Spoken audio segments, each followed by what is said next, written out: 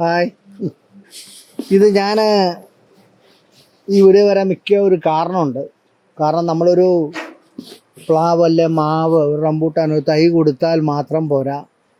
അപ്പോൾ അറിയാവുന്ന കാര്യങ്ങളൊക്കെ നമ്മൾ പഠിച്ച് അത് നമ്മൾ ആൾക്കാരെ അറിയിക്കുക എന്നുള്ളതാണ് നമ്മുടെ ഏറ്റവും വലിയ ഒരു സന്തോഷം. ഇന്ന് ഞാനിത് പറയാൻ പോകുന്നത്, നിങ്ങൾക്കിവിടെ താഴെ നിൽക്കുന്ന പ്ലാൻ തൈ കണ്ടാൽ നിങ്ങൾക്ക് ഭയങ്കര അതിശയമായിട്ട് തോന്നും. ഇത് കണ്ടോ, കഴിഞ്ഞ 10 ദിവസത്തിന് മുമ്പ് ഇത് വളരെ ചെറുപ്പത്തിൽ മുരടിച്ച് നിന്നൊരു സാധനം. 10 ദിവസം. ഇതാണ് ഞാൻ ഈ ജോഷ് അൾട്രാ ചാണകത്തിൽ മിക്സ് ചെയ്തിട്ട് ജോഷ് അൾട്രാ ഇട്ടതാണ് ഈ പ്ലാന്തയ്ക്കെല്ലാം.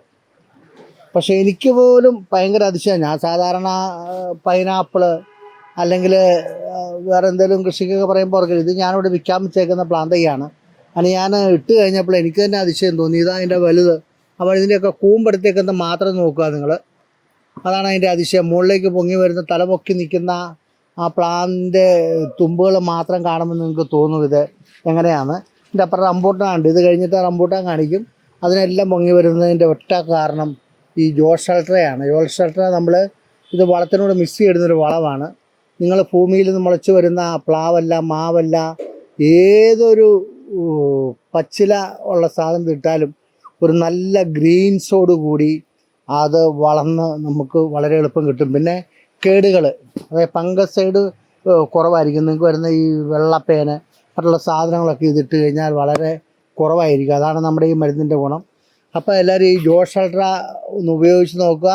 ചെറിയ വീടാണെങ്കിലും ചെറിയ കുടുംബമാണെങ്കിലും ഒരെണ്ണം വെച്ച് കഴിഞ്ഞാൽ നമ്മുടെ ഏത് ചെടികൾക്കും, ചീനി, വഴുതന, വെണ്ട, പച്ചക്കറികൾ, കോൾ വെജിറ്റബിൾ, ഫ്രൂട്ട്സ്, ഏതിന് വേണമെങ്കിലും ഉപയോഗിക്കാൻ പറ്റിയ ഒരു ഇതാണ്.